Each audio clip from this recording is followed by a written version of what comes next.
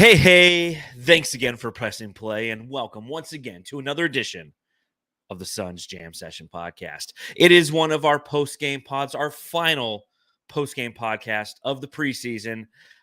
Thankfully, Matthew, that was the game that I felt like would never end. That was long. It was long. You know what it was? Hmm. It was those take fouls. The review. Yeah. That has to go. Either it's a take foul or not. Just call it a fucking take foul and then just be done with it. Isn't it Right? funny how we wanted so much for them to implement the Olympic rule of the take foul, where if you're trying to stop a fast break on purpose, essentially you get a free throw and you get the ball. And the NBA somehow, some way has turned it into like, okay, well, let's go ahead and turn this into a 16-minute ordeal as we review the take foul. Like, come on. Like you said, you see it or you don't. You're not, well, hold on. It's not like offsides. It's like offsides in soccer and hockey where guys are going, past a certain point in front of a defender and whatnot. It's like, it's not that hard to call. No, it's not. And in the other countries, basically they'll call it and then you won't get dinner. You get sent right to your room right after the game too. You know what I mean? They're just so strict there. Yeah, and here, and they're like, well, hold on, let's just take our time. We don't want to send you to the room unless we have to. Absolutely have to. Yeah, I know. Jeez, but, it's over. The preseason's over. Thank God. This time next week, you and I will be live doing a podcast after an actual NBA game. That actually counts in the standings, man. Yeah, I'm excited for that. I mean, the preseason went by so quick. We learned a lot tonight, though, about some guy, Washington Jr., who liked him last pod. I think it was me, right? I got a lot of shit for that, too. I think... I think when you play 40 minutes a game, I think you have an opportunity to pour in a lot of points. But we'll get to that. We'll get to that. We'll get to it. We'll get to all of that. So welcome everybody who's watching along live, whether it's on Facebook, YouTube, or Twitter. If you're watching along live on YouTube, down below, thumbs up button. We appreciate it. If you're listening, go ahead and leave us a 5-star review. And if you're on Apple Podcasts, if you type in a review, we'll read it right here on the pod and all that fun stuff. Make sure you follow the show at Suns Jam on Instagram, TikTok, and of course Twitter. Because we were throwing those haymakers out there today on Twitter. A little crazy out there, man. Getting spicy with the Pat Bev farts and such, Yeah, well, it was Westbrook who farted, but yeah. So, you got to follow us on Twitter. You can follow me on Twitter at Darth Voida. You can follow Matthew on Twitter at Matthew Lissy. And I know that all of our jamsters, unless they're driving to work and listening to this tomorrow, they probably got a cold beverage with them. It might be, you might be listening to this 9 a.m. You got a cold beverage with you. It might be an orange juice, but I've got a long drink, a cranberry long drink, so I'm going to pop that bad boy open. Matthew, what are you popping open tonight? I just got water over here. Nice. Water. Pop open that H2O. And oh, yeah, baby. Let's talk about the preseason finally being done.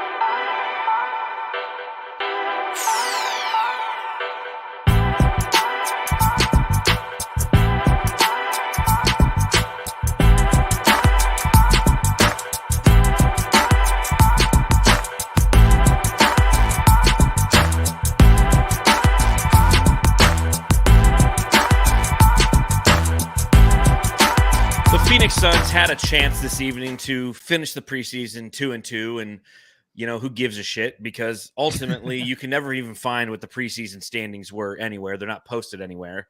They lost on a 105-104 to the Sacramento Kings, but it always brings me to the first segment of the podcast.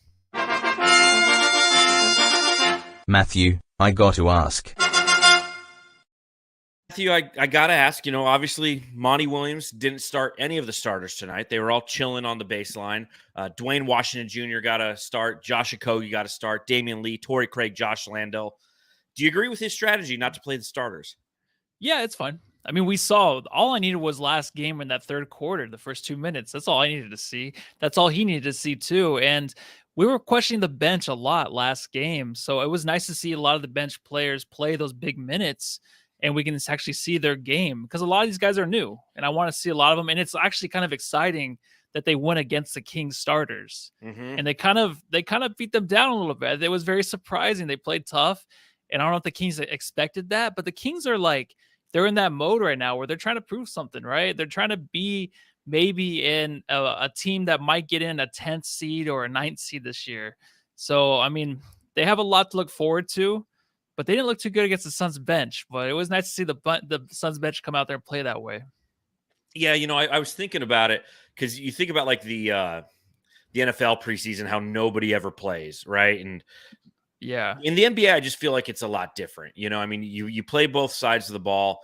It's a very athletic, nonstop sport. So if you have an opportunity to rest people, although I felt bad for people who I saw were at the game on Twitter and they're like, oh shit, I'm at the game. This is exciting.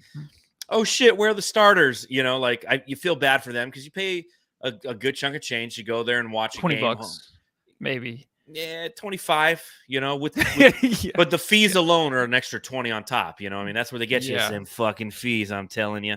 But Yeah. you go, you show up, and who cares about the fucking Kings? Who cares about the preseason? Get to the regular season. And to your point, like it's a really good opportunity for us as Suns fans to really have a good look at a lot of these guys who are going to be filling up the bench, that are going to be playing minutes at some point, because the law of averages says that they're going to be ended up playing minutes. So, you kind of go down the lineup and like, which guy do you want to start talking about? I kind of feel like it's time for you to take your victory dance, right?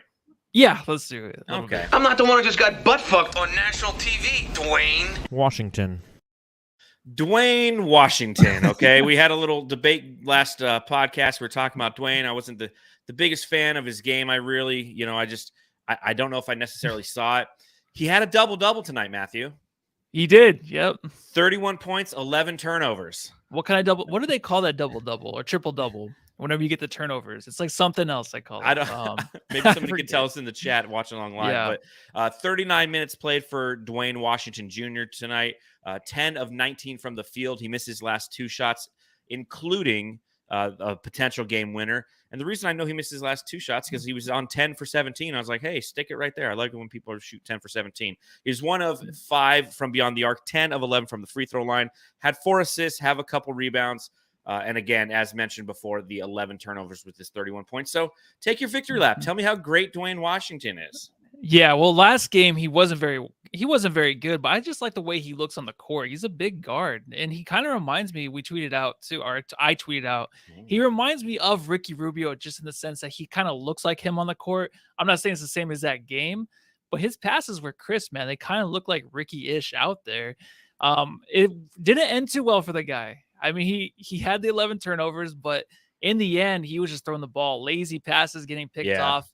And it was just kind of tired, things where I think yep, exactly. I was just going to say, I think he's just tired, but he came out, man. He looked great. And it was just something that I picked up last game where I'm just looking at him like there's something there. And of course, it's just preseason and he probably won't get a lot of minutes because in the chat, they're already kind of arguing like Cameron Payne or, or Washington Jr. We'll argue about that too here in a second. But yeah, I agree. Yeah, it's a guy that came out 31 points. It's pretty awesome, man.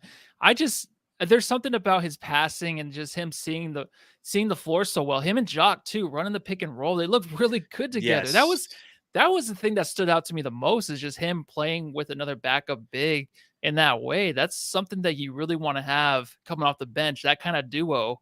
And I don't know if it's going to really work during the regular season, but it looked really fucking good tonight, man.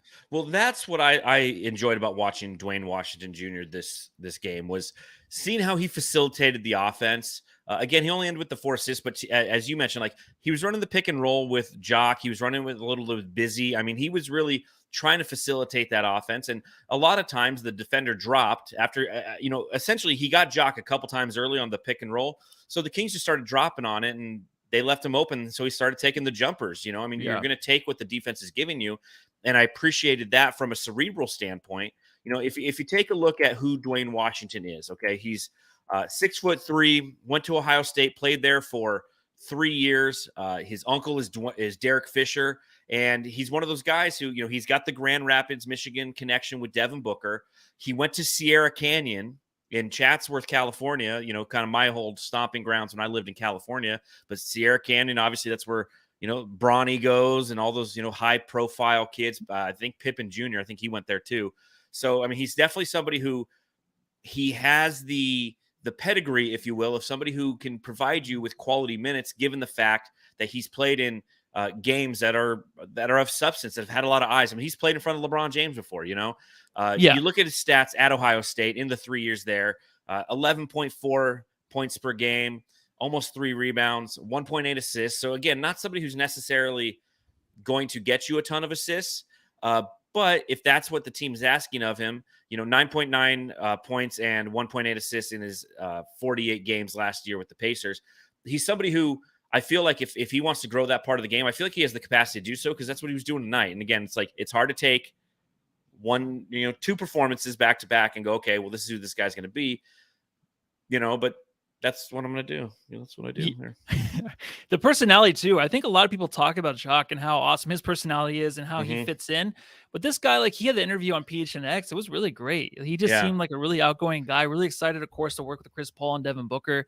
And he's just someone that wants to learn a lot. And you even saw Chris Paul on the sideline just talking to him just after the last turnover. He was just like, but I think Washington, like he said, was just so tired he didn't care. But there's something there when he gets in the lanes. He has really good ball control and he just knows where to find guys. Like there's passes he threw out there. I'm like, whoa, like how did you get that there? Like I'm not used to seeing that from a backup point guard. Really, we have Payne who had really good moments with the Suns, but not passing like that, right? I don't feel like I've seen that with a good backup point guard.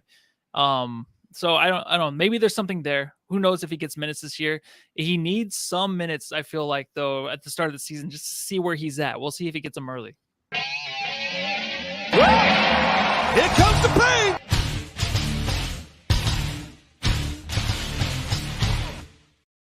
So that becomes the question is, Cameron Payne has a finger issue right now, and we don't know how serious it really is. But obviously, if he's not well in 1 week, Dwayne Washington most likely will get those minutes, and then the debate truly begins, right? Because what I saw tonight from Dwayne Washington Jr. is it's tough because like Payne, we have like this emotional connection to, right? He's a great story. He's somebody who had an amazing run in the 2021 playoffs all the way to the NBA Finals, and then last year he was inconsistent. He was horrible in the playoffs, and now we're kind of trying to figure out, okay, well, clearly that the bubble and the 2021 playoffs was an aberration. Is he going to, has he improved this offseason? And Monty's going to have to navigate that through the first couple months of the season and really see, okay, Cam Payne, can you really be the person who can run the second team unit, not only from a shot creation standpoint, because he's one of the few guys who can actually create his own shot, but from a facilitation and distribution standpoint. Because if not, you do have a guy in Dwayne Washington Jr. He's 22 years old. He's young. He's absorbing. He's learning. He's there with Chris Paul, and he's going to be gunning for his minutes. And then that will be a debate that we will have as Suns fans throughout the year. If Cam Payne has a few bad games, we'll be like, give me Dwayne Washington. Yeah, we did. We'll do that. Well, it's kind of like the thing with Aaron Holiday, where everyone was like, we need Aaron Holiday out there to help us get to the finals. And that was a weird thing. But oh, God. Washington Jr., his aggression, the way he like holds himself out, it reminds me of Aaron Holiday. Like I just think that Aaron Holiday was always a guy that's really just passionate on the floor. You can see it. There's no kind of fakeness to him. You kind of see that in Payne. I'm not saying he's a fake guy, but there's always kind of that hesitancy with Payne you don't really trust at times, especially last year. But you don't see that with Washington. Of course, he got tired tonight, but you don't see just like him getting aggravated at himself, or you don't see him like kind of just like really hesitant out there to do what he wants to do on the court. I think he can be a guy that has a lot. He has a lot of confidence, obviously, in his game, and it just has to kind of transcend this year in a way to where we can see it early, and then maybe it will take away from Payne's minutes. But I still want Payne to get back to the way he was before, because the way he shoots the ball, man, like he can score a quick 9-10 points off the bench. That's what you need. That's what we want out of him. Like Washington is more a facilitator, of course, but I just want that scorer coming off the bench that Payne was. And I like what Ted Lubin says in the chat. He says, I still want to see Cam Payne with Dario on the floor together. Because, that was really an advantage that the Phoenix Suns had, because Dario could act as that connector, as that distributor, which allowed Cam Payne to excel at what he does, and that's being a shot creator and getting to the rim and making those funky shots. So, here comes the overcorrection, right? The Aussies Suns their podcast, they were tweeting out, it's like, are we gonna have an overcorrection after this game? I'm like, absolutely we are. Like everybody on Planet Orange is gonna be like, well, it's Dwayne Washington over Cam Payne. And Matthew, I'm gonna agree with you. I think that Cameron Payne, Monty Williams has to, he's gonna be the guy where we're gonna get annoyed because he's gonna have a few bad games, and we're gonna start calling Monty this is his new Elie Kobo / Abdul Nader, right? Like the guy who's just make like Frozen and let this guy go. But you got to give him time to get back into rhythm. And I really think that the addition of Dario with that second team unit is going to be something that's going to be beneficial for Cameron Payne this season. We just got to see it again. Yeah, we do, for sure. So other notes that I had from this game, let's see here. Well, let's just go with the second guy that everybody's absolutely loving right now, as well they should. Jesus, this is a nice limo. Yes, it is. Now suck my Jock Landale. By the way, I'm going to be making shirts of that because I want a shirt that says "Suck my Jock." Yeah, you have to make one for every drop. And Det Nibble asks, he's like, "Does Landale have a drop yet?" I don't know if that was a joke or not. I hope you like that, Ted Lubin. I hope you like that the "Suck my Jock" drop. I mean, he looked fantastic tonight. When they mentioned the starting five and I saw that he was in there, I'm like, great, we're going to get a lot of opportunity to see him play a lot of minutes. And you take a look at what his final stat line was. He ended with 32 minutes. He was 7 of 14 from the field, including 2 of 6 from beyond the arc. He had 8 rebounds. He had 17 points, had 4 blocks in this game, 3 steals. The majority of this happened in the first half. He was D'ing up Sabonis, and he looked really, really good, man. Yeah, he looked really. When they have that comparison that's been coming out lately with, I think it was Dave King that was talking about him and Kaminsky. And now every time I watch him, I'm like comparing him to Kaminsky. Like, is he better? Is he worse? I just think this guy moves around on the court so good. Like tonight, like he was flowing around. He had some heavy energy out there. Defensively, he was locked down. I don't know how many. I mean, I can look, but he was blocking everybody coming in the paint, dude. Yeah. He was picking off passes that were like going across court. He was doing everything. He seemed like a lot smaller and like the way he was moving seemed like a smaller player in his body size. And he's really quick too in the paint, dude. In the paint, it's actually offensively, he's kind of reminds me of like how Ayton gets his shot up quickly now. Yes. Like those little hook shots. He was doing that. It's kind of like, what, if Ayton does that, then Ayton's going to be awesome. Because Jock he has moves down there. He does little fakes, and he has a little jump hook that it's almost automatic, it seems like. It's just as good as Ayton's, it seems like, in this game. But it's a small sample size, but there's just something there with him, and he's going to keep shooting the 3 too. And I think like Eddie was saying on the broadcast, where he's like, I want to see the guy shoot 39%. You know what I mean? He was saying he shoots 36%. Let's see if he can 39. And it doesn't seem like a big difference, but it is. And then maybe he can this season. And I'm excited, dude. He brings so much to this team off the bench. He is a fan favorite for sure, but it's going to be more than that. It's going to be, hopefully it's some guy that's just like, fuck yeah, he's on the court. Like we haven't had that guy in a while, I feel like. Well, it's fan favorite meets production, and that's what I feel like we're honestly going to get from him. And Aussie Suns fan says in the chat, I need you to help create a Jockadile Dundee drop, please, John. Anything for you guys, man. Just hit me up on Twitter. I know we already talked a little bit, but I'll put something together. One thing that I really like is in transition, he would run right down into the paint, and it's like, Ayton didn't play, and I'm still going to talk about Ayton. Like, I wish Ayton would do that more. It's like, just go in there, throw your ass into somebody, just get low, and then they'd give it to him, and he just put it right up. Right? And like, to your point, Matthew, the quickness that he displays in multiple facets of his game is something that I don't know if I was necessarily ready to see. And we've seen kind of snippets of it in the limited minutes he's played thus far this preseason. But tonight we got the full shebang. We got to see all aspects of his game. Stocks, right? Steals plus blocks. He had fucking 7 tonight. I mean, that is absolutely fantastic. And it begs the question, do you think that he is better than JaVale McGee was for this team last year?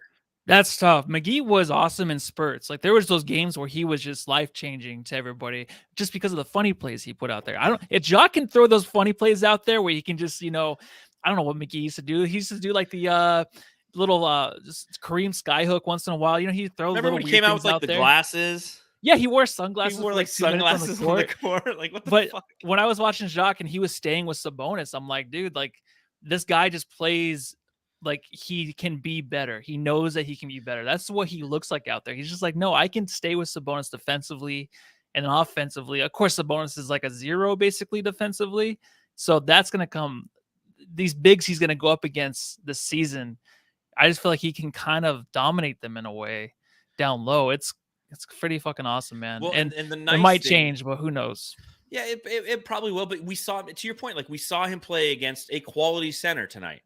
to where people on Twitter are like, hey, everybody, like, are you sure you wanted the Suns to go after Sabonis last year? I mean, Jock is owning his ass tonight, and Yeah. I think that that's going to really help translate for snippets during the regular season in which perhaps we have him at the 4 while Ayton's out there, or he comes in and plays some extra minutes with the starters against the opposing center just to throw some energy at them, some defensive energy, because like DeAndre Ayton, he is fantastic. He is a absolutely fantastic defender, but he's a much different kind of defender. He's more of a shot deterrence guy.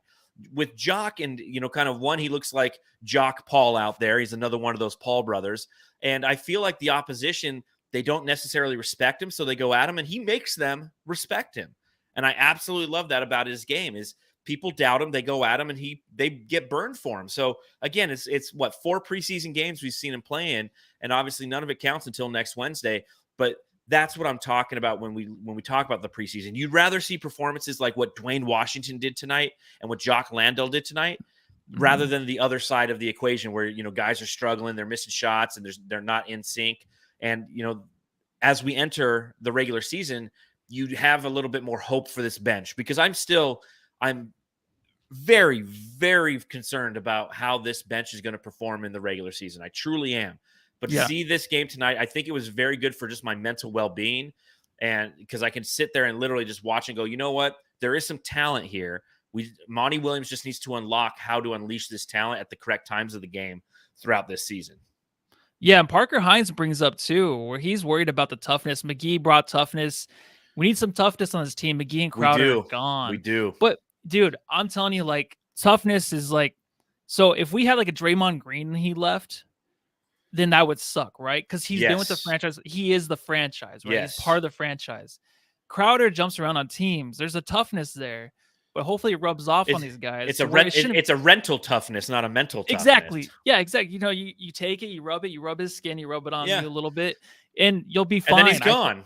If they're not tough, it's going to suck. You're going to be fine with Booker. I think Booker's toughness he's going to see a lot of that this year. Yeah. He's going to see a lot of the toughness. Booker's tough. CP is tough to a certain extent. He's just small. Ayton, we wish would be more tough. Cam Johnson's definitely finesse, as is Mikal Bridges. There's your starting 5. Yeah. But what we've seen from Jock Landale is a toughness. What we saw tonight from Dwayne Washington Jr. was a toughness. And I think that there's another guy who kind of brings a toughness too. Today I met this cat. He said his name was Damien. He thinks that we're a lot alike and wants to be my friend. My friend Damien, man, like I really enjoyed watching him again play tonight. Damian Lee, 28 minutes. He was 1 of 8 from the field. He was 0 of 3 from beyond the arc, but he had 8 total rebounds, only 6 points, 3 assists, 8 rebounds. But that's what I was noticing with him tonight is he wasn't somebody who was out there hitting shots, obviously, right? 6 points, but he has a toughness. He is a guard who crashes the glass. He has a thickness to him and a physicality to him that, when Jock was out there with him and he was doing some of his shot deterrence and making some block plays, like Damian Lee was right down in there, playing in the paint and causing some havoc down there. So again, offensively, I don't know how good he's going to be for us. I think that there's, some upside with Damian Lee, but I like his defensive toughness and his ability to put his nose. And we talked about this like last pod too. Like we have a lot of guys who will just like put their nose and try to do a lot of that dirty work. Yeah, they like to extend the plays. Like even if they're not a part of it, they want to get in there, see what's happening. How could I help this develop to maybe a turnover, or else offensively, how can we get a second chance? That's the way a lot of these guys are out there. Like they never give up on the play. They're never just like standing there in the corner. They're moving around a lot, and he's one of those guys. He did go for 3 from 3, but he'll have those nights, and that's fine because he does everything else that's awesome. You know what I mean? Like we'll talk about Tory Craig, but like Tory Craig is like that guy where he won't do good on offense. He doesn't have a good offensive night. And then you see other things. You're like, dude, like what else are you doing right now? Well, precisely. Yeah, no, I completely agree. And I think that, the more I've thought about it, because that's a lot of the conversations I've had on Twitter with some of our fellow Brightsiders and with some friends, yourself included, how are we going to generate offense from this second team unit while the first team unit is getting rest, right? Like that's kind of the question. Yeah. And what I'm noticing, and I'm wondering if this is by design, and knowing James Jones, it most likely is perhaps rather than putting together an offensive team of fireball shooters, he put together some guys who are just like, more defensive minded, right? Damian Lee, Josh Okogie, Josh Landale, Dwayne Washington to a certain extent. These are guys who are a little bit more lunch pail type. We're just going to grind you down on defense. So in those situations in which the Phoenix Suns have their starting lineup sitting on the bench, rather than outscoring the opposition's second team unit, they're going to try to shut them down because defense travels. We saw that last season with this team. And defense from a second team unit, if they're locked in, guess what? You're buying your starters extra minutes because due to the fact that they're locked in, you're going to keep them out there. And when the opposition brings in their first team unit, and they're going to continue that rhythm and communicate and try to shut teams down, which buys you extra minutes. So that's another thing I'm going to really be looking forward to this season is how effective this second team unit is defensively, hoping that we can find those opportunities to maybe Landry Shamet does have an aberration and starts to really become who he is and can be that offensive force. Maybe Cameron Payne is somebody who we just rely on to purely be a shot creator rather than be a distributor. Yeah, no, I would love to see that. Plus, there's like one guy out there that talked about on Twitter. I saw something about Clarkson and the whole Jay Crowder thing. So if we get a guy like Clarkson who's just a badass that can come off the bench and just score those points. Yeah, he's your flamethrower. Exactly. We need that to go along with this defense that this second unit brings. That would be awesome. That's like such a perfect balance. Yeah, it's just one guy that can score, but that's what you need. Like you just need that sixth man that we don't have to worry about it. And then everybody else can play defense, right? Exactly. Like he won't always be on. Grind him down. It doesn't matter.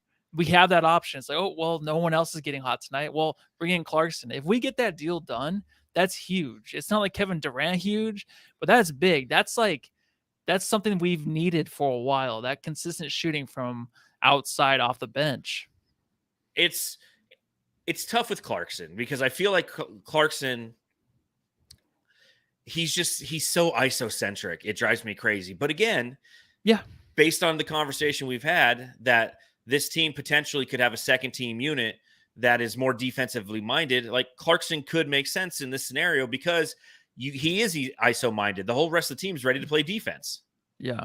So yeah, and you know what Bees does say though too, like what if the sixth man was SGA? That would just be fantastic. But don't say that out loud, Bees, on Twitter, because people from every other franchise will literally take you out into a firing squad and just destroy your Twitter personality. And it hurts. They'll turn you orange like me tonight.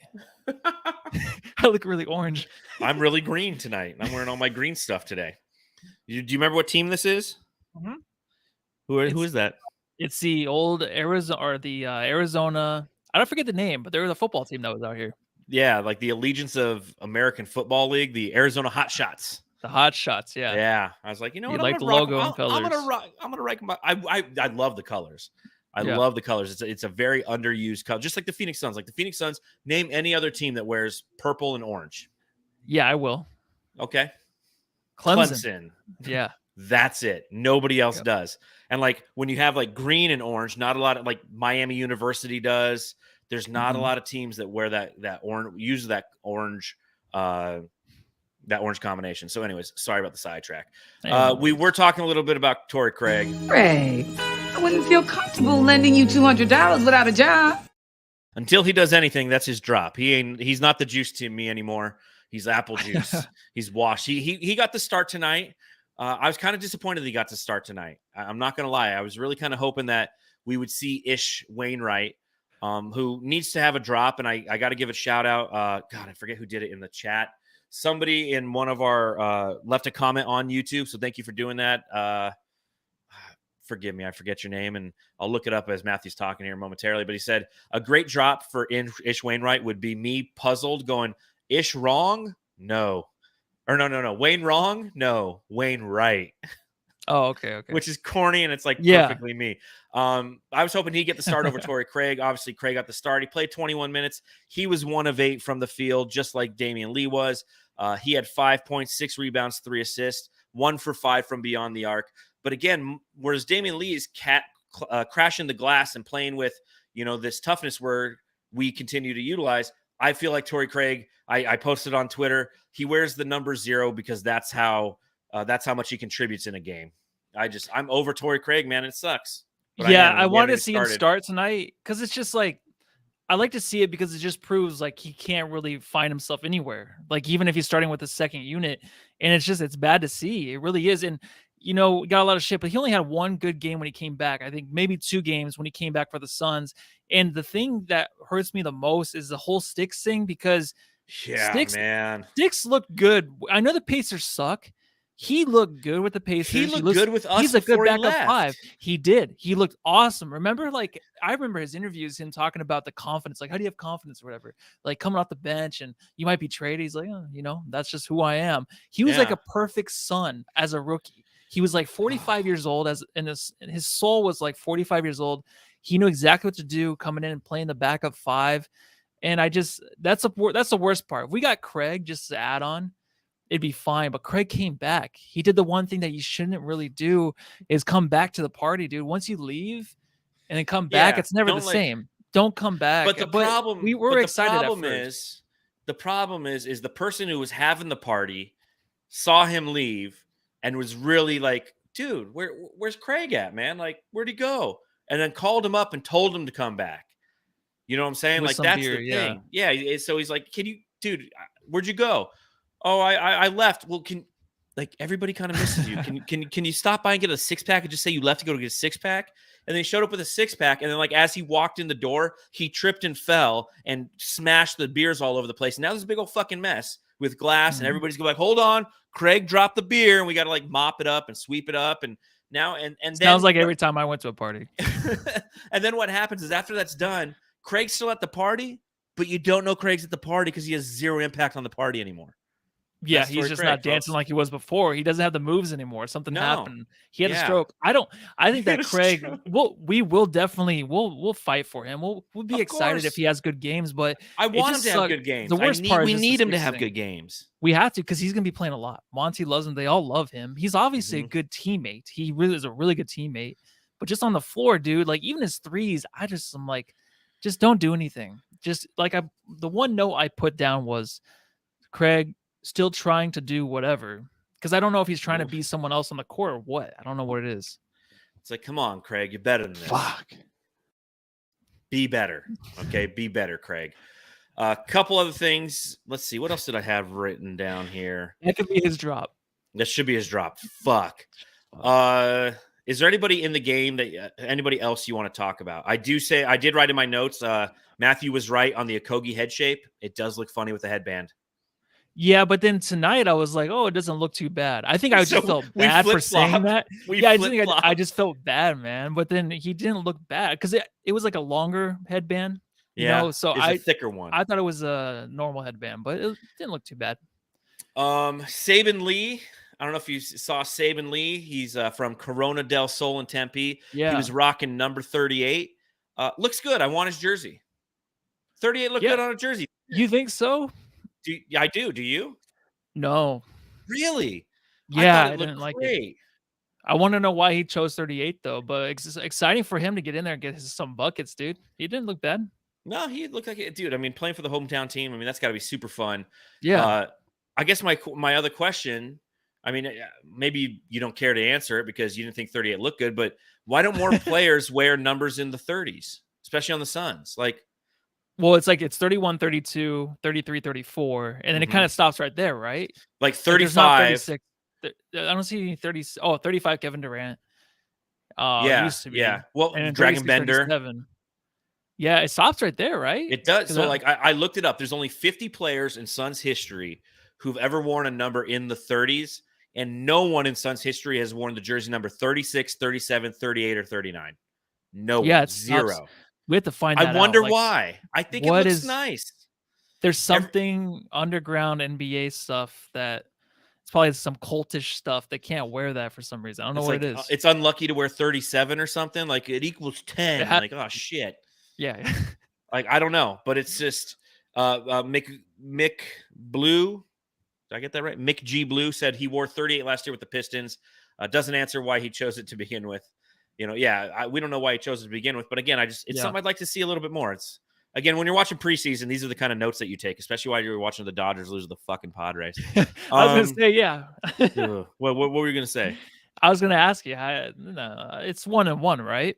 Yeah, They had so many chances. Do you think they can and take the series still? Of course they can. It's the fucking Padres, but still, Okay. it's just like they should have won that game. They had like 3 different chances to do it, and they just didn't do it. Did you notice how it says it doesn't say Phoenix Suns on the entire baseline anymore? Yeah, you know what? I liked it. I liked it when I first saw it. Someone actually put out, maybe it was the Suns Uni Tracker. Somebody that actually put out, the court, and it actually said Phoenix Suns. But I like how it just says Suns and it has the Phoenix Sun in front of it. I think it looks pretty good. Well, and do you know why it doesn't say it all the way across the baseline? Because Suns Uni said it as well in that tweet. No, why is it? Because they wanted to leave room for ads because it has like the Gila River casinos. I saw the Gila River, yeah. Why do they do that? Like, does the NBA not make enough money? They've got to make more. They got to start. I mean, ads are on the court. Ads are on the jerseys now. But really quick, do you actually look at ads ever and you buy that stuff that's ever been displayed from funny. NBA games? So I don't feel like I never have. Well, I don't have a whole lot of money, so I don't, spend a lot of money on stuff. There was something that I saw an ad for yesterday. I was watching something. It was probably a baseball game. And I'm pulling up my phone to see if let's see if I can find what it was. Nope. But I instantly looked something up and I was thinking about it. I'm like, yeah, I should get that. And I'm like, whoa, the ad worked. Like, that's what I was thinking. I forget what it was. Okay. It was something stupid. AT in the chat says Saban Lee was the 38th pick in the draft. So that would make sense. There you go. Very good research there. Good research. Thank you. Parker Hines asks, are the Valley jerseys gone too? Yes, they are. Those are now relics. Thank God, kind of. And I mean, they wore them every fucking playoff game during that 2021. It wasn't the same last year, though. It just didn't feel and look the same. No, just bring Kelly Oubre back. That would have been the ultimate funny thing. It's like they get rid of the Valley and then they bring Kelly Oubre back. Yeah, like he misses the whole Valley thing. Oh man, yeah. Superstar, anything else that you have from saw in this game? I was disappointed. We kept hearing a lot about Keegan Murray. Like, I watched the Deuce and Mo pod. They're like the only other pod I watch that's really specific to one team, which is the Kings. Mm-hmm. And they talk about him a lot. They interview people about Keegan Murray. Like, just everyone talks about him. Everyone is so pumped up with this guy because he was taken in the draft, and they actually skipped over somebody. I forget his name. Yeah, Jaden Ivey.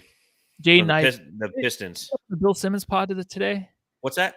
Did they bring it up on the Bill Simmons pod today? Yes, on the Western Conference. I've only gotten through the majority of the Western Conference because it's a 3-parter. Okay. But yeah, they talked about it. Yeah, and they talked about how they really that's under my Kings notes. That was the first thing I wanted to see Keegan Murray because I'm hearing a lot of great things about him. The great thing about Keegan Murray, and this is one of those things that could benefit the Suns. It's tough because we're in the same division as the Kings, but Keegan Murray is one of those guys who will devalue Harrison Barnes on that team.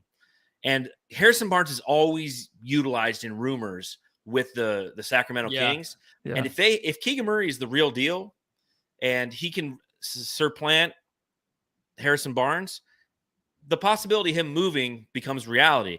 The question is, would the Phoenix Suns make a move for him? Probably not. He costs a lot of money. But I will say I wanted to see him.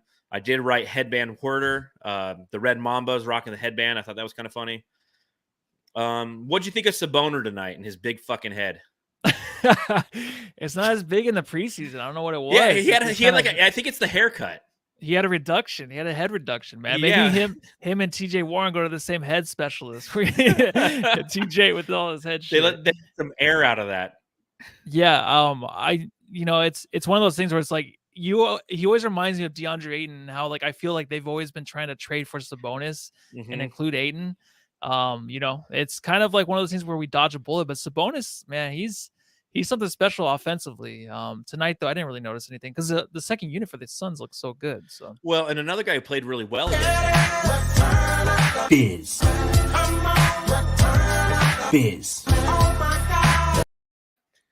Yeah, I thought Busy was playing really well tonight against him as well. I think that let's see what Sabonis did tonight. He ended the evening 4 of 10 from the field. He had 10 rebounds, but he only had 9 points. So that is between Busy and Jock Landale just playing great defense against, the watermelon-headed man from the Sacramento Kings. Yeah, and they actually talked about in the subreddit stakeout which is coming up soon. Ooh, yeah, yeah. I No, a mean, little. do that drop whenever you want. Shit, that's Oh, on you, bro. well, yeah, okay. Well, I'll talk about it later. But the little bow that Biombo had, right? That little Yes, bow after the yes, block, that was yes. awesome, man. That was So, pretty dope. So, well, I mean, Matthew teased it, so we might as well go there. The Suns Jam Session Subreddit Stakeout.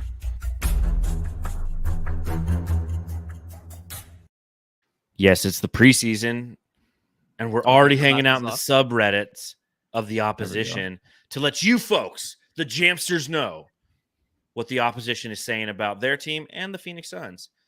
So Matthew was on subreddit stakeout duty. It looks like you went as a disguise. You went as a king because we were playing that's the all you Kings. need. That's all you need to get in. Smart. So And I didn't even Matthew's realize dressed up that as a till 2 king. minutes ago. I'm like, okay, so you wanted to fit in with the Kings. So when you went on your little stakeout, you put on a crown. Genius, this guy. Genius. So what were they saying over there in the Kings subreddit? Well, nothing too crazy, actually. It got to the point where they were talking about, in the beginning, the Suns announcers giving the Kings a lot of love. And you know what? A lot of people are this year. And They are.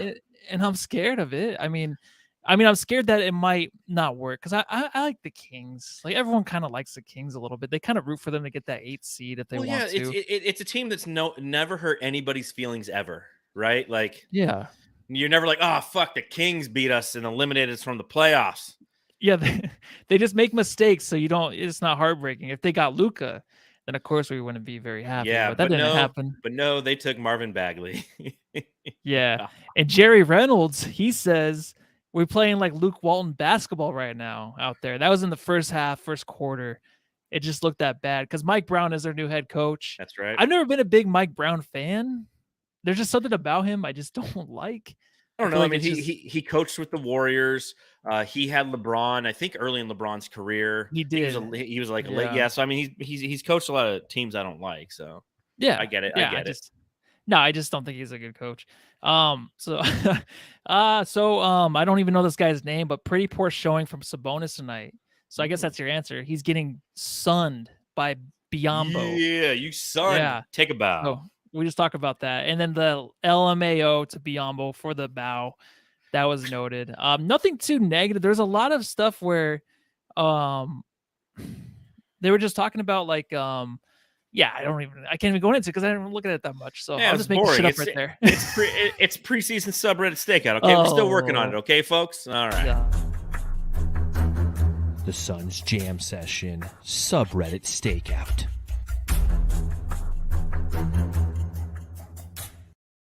Were any of them upset that the Suns almost won the game? No, I didn't say It doesn't matter.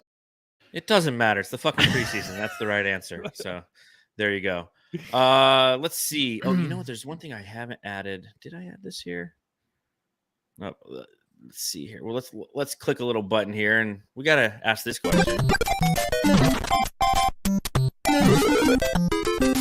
Jam star of the game. This is a reminder, Jamsters, to subscribe, rate, and review if you're watching on YouTube. Hit that thumbs up button down below. Lets everybody know where to hang out after Suns games, and it's right here with the Jam Session Podcast. And again, if you are listening to this pod and it's on Apple Podcasts, leave us a 5-star review, and we'll read it right here on the podcast. Matthew, who's your Jam Star of the game? It's kind of a tough one. Like, you go one of two ways on this one. You know what? I'm going to pick Jock just because I wanted to see that game from him tonight before the season started. If we're going to watch for anything, and we got it. I mean, Washington Jr., great game first half, really great. But then it just kind of fell apart because he got tired. I just don't know how much we're going to see of him. So I'm going to pick Jock just because I know we're going to see a lot of him this season, hopefully. That's what I was going to go with as well. I know that Dwayne Washington scored the 31 points, but I was really impressed with the consistency that Jock Landale brought across the board. You know, again, you take a look at simply his first half statistics. He had 13 points, 4 boards, 2 assists, 3 steals, 3 blocks in 14 minutes. That alone was Jamstar worthy. The second half, the Suns kind of let the game get away from them a little bit. They were outscored 29-19. Scored 28-22 in this fourth quarter and lost by a point. But I was really excited to see Jock because, again, it made me really start to change my narrative personally on what I think that this team is going to be with their second team unit. They're going to be a defensive minded unit, and that's something that we got to really focus on. Parker Hines brought it up. in the chat. He says, Barbosa, one of the assistant coaches for Sacramento. I did have that in my notes. I wrote, Leandro Barbosa was a Kings coach. How and why?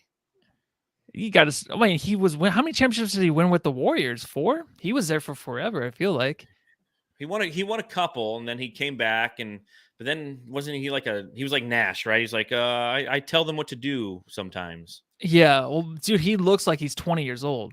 He looks so young. Still insane, man. I'm like so jealous of that dude. He looks just like Usher too. He looks like a better looking version of Usher. Yeah, he's taller. Yeah, exactly. You know? But yeah. It's crazy to see him over there, but good luck to him and Mike Brown. I'm just saying Mike Brown's fine. I just think as a head coach, I don't like him. I don't know what. There's something about him. I feel you. Well, I don't want to get into the whole, like what do we think of the Kings, where they're going to finish this season, because on Friday we're going to be doing our final division preview. We will be doing the Pacific Division preview on Friday. Monday we'll do the Jammies. How about that? Okay, 2 days before the season starts, we'll go ahead and we'll do the Jamster Awards. I know we're only 45 minutes into the podcast, Matthew, but what else do you got to talk about? I mean, this is the last preseason game. It's kind of I'm not going to talk for 15 minutes just to talk for 15 minutes. I think we kind of covered everything. Yeah, I think we did a good job. We covered this preseason as well as you can cover a preseason. This just is effortlessly and true. Just not really filling up the notes page too much. But I wrote more notes than I thought I would. I honestly did. I was like, last game I did. This game I didn't have too much. Well, I'm watching the Dodgers and the Padres game. I'm watching this game at the same time, so I'm kind of flipping back and forth, and I was just like picking up things here and there. The nice thing about baseball, it's like, that's a strike right down the middle. Yeah. And then it's like 30 seconds until the next pitch. So you can, that's like 3 plays in basketball. You go back to like slider outside, 1-1. Playoff baseball, though, it's unreal because watching the Yankees, it's just like you don't watch what I'd watch like 4, maybe 3 games. That's a lot during the regular season. You just watch. You're just like, oh, here we are. No Chapman, thank God. No Sanchez. We might actually win it this year. We don't have those freaking dum-dums. I'm telling you, man, if the Dodgers play the Yankees, dude, like it's going to be really tough for us. It has to happen one year. It would be nice. It'll be Astros again. Yeah, but Astros. Yeah. Sorry. I did get an MRI today. Have you ever gotten an MRI? When I got my concussion that led to migraines, I got one, yeah. So you've done. Is that where they just stick you in the tube and they just scan you? Yeah. How did you like that? Like, what were your thoughts? I don't remember. I didn't really care. I was just too young. I didn't really care. Okay. It's funny because like as I was in the tube today, I was like, if Matthew was in here, he'd be freaking out. That's exactly what I thought. Tiny. It's fucking. You got like no space. You're just like from a claustrophobic. So like one of my buddies said, like when you go in, just close your eyes because if you see how close it is to your face, like you can start to kind of feel it. So I literally just closed my eyes and sang a song to myself over and over again for the 15 minutes I was in there, just to take my mind off it and to keep myself calm. Like I'm not a hugely claustrophobic person, but I was just like, dude, this is pretty intense, man. Yeah, I hear a lot of people don't like it. What song were you singing? Everyone's asked me that. It's like no one knows the song. It's a song called Jamie by Zach Bryan. It's I'm really into this guy named Zach Bryan right now. Kind of this country guy. Is he famous or does he live down the street or what? No, he's coming here. He's actually going to be here the night of the Suns' first game next week. But tickets are like $300 to go see this guy who like nobody knows. Where's he playing at? He's playing at the Comerica Theater, whatever that's called now, Dodge Theater. So nice little venue. It's like I've seen other guys play there before, but not for $300 a ticket for the worst seat in the place. It's like, damn, man. So yeah, and Mick G Blue says it. He says, and that constant knock, knock, knock, knock, knock, knock, knock, knock, knock sound. If they don't give you a headphones to block it out, yeah, I got like little earplugs to put in, but outside of that, it's like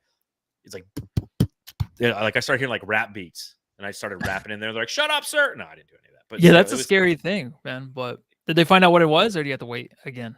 No, I got to wait a week until so they've scanned it. Now I'll go back to the spine person. They can tell me whatever's going on with my sciatic nerve for the past 2 months while I'm limping around. I can't stand up. I'm literally standing doing the podcast again because I'm in so much pain. Yeah, sucks. Yeah, it's been a year preseason. So you were on vacation last year, or I'm sorry, you were working and traveling around. Yeah, and now you're gonna have surgery. You're gonna be out. Who knows? Like it better not be surgery, man. I hope they literally just like cortisone shot right in my left ass cheek and everything feels fine. Like I'm praying that's what it is. I'm praying it's that simple because All it's right, we'll just start donating. yeah, to, please. Yeah. So everyone in John's the Ass Fund. everyone in the super chat, if you want to donate on YouTube to John's Ass Fund, I could use it. The fact that I have a literal pain in the ass has been nothing but humor for my wife because she thinks it's hysterical. I limp around. It sucks. But anyways, that's that. So I had my first MRI today. I survived. I come out the other Good. side. Good, You know? man. But the first thing I thought when I started going in that thing, I was just like, Fuck. So on that note, Jamsters, I think we're going to wrap it up here. Again, thank you so much for joining us as per usual. It's so much fun doing this, getting ready for another season. You can see we're already starting to make those drops. We're getting ready for the new season. We will be going again. We'll be going live again, most likely Friday. Yeah. Dodgers do play that night. But Friday, we'll be doing our Pacific Division preview. Monday, we will go ahead and we'll do our jammies. And then Wednesday, it's on, folks. Every game. After the game, Suns Jam Session podcast, right here's the place to be. So appreciate you guys hanging out, and we'll see you on Friday. It starts to matter. Yeah, it starts to actually matter, right? It starts to matter. Go home and love your family. Or scan your booty.